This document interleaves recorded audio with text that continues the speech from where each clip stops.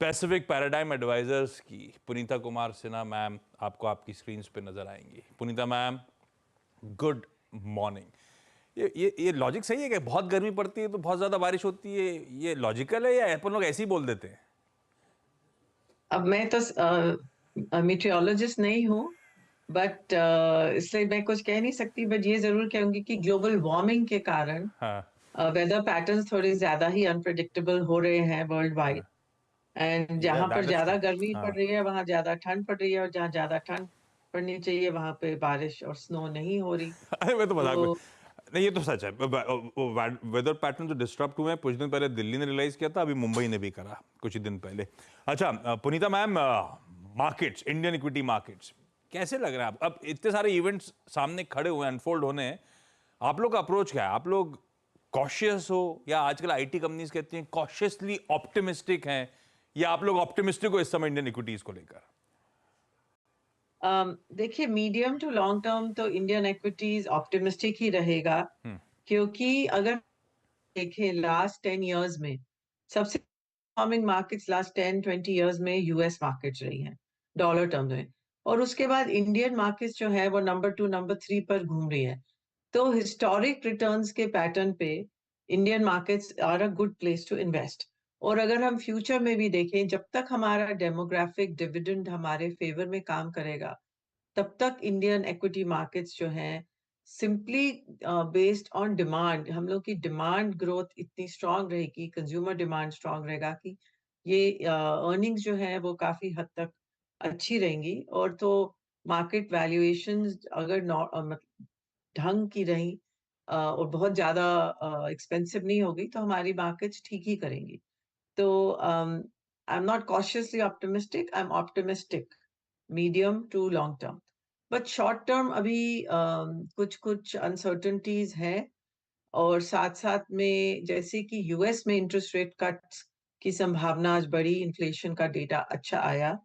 India में inflation का data इतना अच्छा नहीं आया, और आपने जहां देखा कि एसबीआई ने भी अपने डिपॉजिट रेट्स बढ़ा दिए हैं, तो उसका मतलब है कि वो शायद कल को लेंडिंग रेट्स भी बढ़ाए या फिर उनका मार्जिन निम स्क्वीज होगा।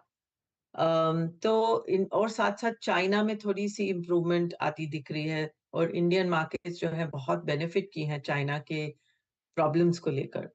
तो वो जो थोड़े से शॉर्ट टर्म ट्रेंड्स है, और जहां हमारी वैल्यूएशंस है अभी भी कोई बहुत अच्छी नहीं है, तो मतलब हाई साइड पे ही है। तो वहां पे थोड़े बहुत रिस्क अगर आए और अर्निंग्स भी नेक्स्ट क्वार्टर में थोड़ी बहुत मिस कर गई, तब हमारी मार्केट में रिस्क है। पर वैसे ऐसा कोई रिस्क नहीं है, तो ठीक है, कोई मेजर रिस्क नहीं है। मीडियम से लॉन्ग टर्म होराइजन के लिए ऑप्टिमिस्टिक भारतीय बाजारों में बढ़िया रहेंगे भारत के शेयर बाजार।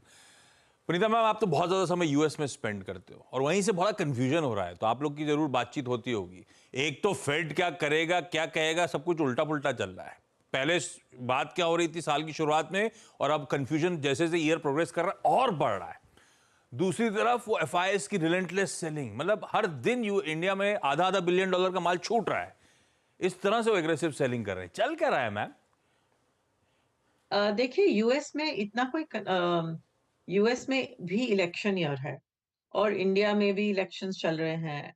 तो यूएस में भी ये जो कंफ्यूजन इलेक्शंस तक चलती रहेगी, क्योंकि यहाँ पर भी सारा फोकस ज्यादातर आजकल इलेक्शंस पे है और उससे पॉलिसी पर क्या होगा। तो इसलिए मार्केट्स में थोड़ी वॉलेटिलिटी यूएस में रहेगी। और हालांकि आज का जो इन्फ्लेशन डेटा है वो पॉजिटिव ट्रेंड दिखाया, उससे तो उससे रेट कट की संभावना की प्रोबेबिलिटी बढ़ गई है। अभी 70% लोग सोच रहे, 70% प्रोबेबिलिटी है कि रेट कट होगा सितंबर तक। तो अगर ऐसे हुआ तो यहाँ की मार्केट्स जो है, जैसे आज उन्होंने परफॉर्म किया और आज ग्लोबल मार्केट्स परफॉर्म कर रही हैं, वो यही बेट कर रही हैं कि इंटरेस्ट रेट कट्स होंगे। पर इलेक्शन की अनसर्टेनिटी तो यहाँ भी है। और साथ साथ में कमोडिटी प्राइसेस जो हैं, उन पे भी एक पॉजिटिव प्रेशर बढ़ रहा है, जैसे कि कमोडिटी प्राइसेस ऊपर ही गई है। हालांकि इन बहुत शॉर्ट टर्म में थोड़ी सी करेक्शन हुई है, बट ट्रेंड है कि यूएस डॉलर वीकन करेगा, इमर्जिंग मार्केट करेंसीज और इंडियन रुपी शायद पॉजिटिव ट्रेंड में जाए, और इंटरेस्ट रेट कट्स यूएस में होंगे। तो ये एक मैक्रो जो बैकड्रॉप है ये बन रहा है। तो इससे इंडिया में क्या होगा?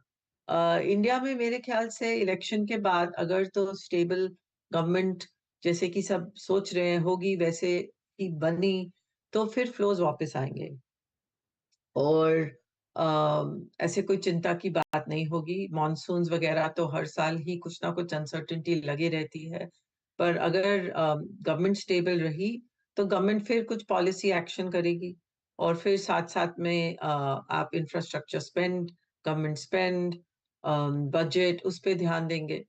तो जब तक elections out of the way नहीं होते, थोड़ा बहुत तो ऊपर नीचे चलेगा, और साथ साथ में चाइना अगर थोड़ा इम्प्रूव होता हुआ गया तो एफआईआईज की जो फ्लोज हैं कुछ कुछ चाइना की तरफ भी जाएंगे। इसीलिए आप थोड़ा बहुत इंडिया में भी सेलिंग देख रहे हैं, क्योंकि वहां पे एक तो इलेक्शंस आ रहे हैं, अभी वैल्यूएशंस भी हाई हैं। वो आपने जब कहा मीडियम से लॉन्ग टर्म होराइजन के लिए आप लोग ऑप्टिमिस्टिक हो, मैं आपसे की थीम्स जिस पे आप लोग दाव लगा रहे हो उस पे आता हूं।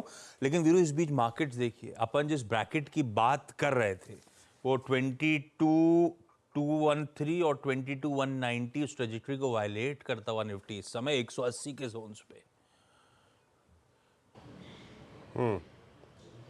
बिल्कुल आशीष, और मैं बताऊं, आई मीन जो सुबह हम बात करते हैं मॉर्निंग कॉल में सुबह सुबह कि आपका एक बंदा बेचने के लिए बैठा हुआ है, जैसे ही आपको थोड़ी सी अगर आप देखें पोजिशनिंग स्ट्रांग मिली, सेल।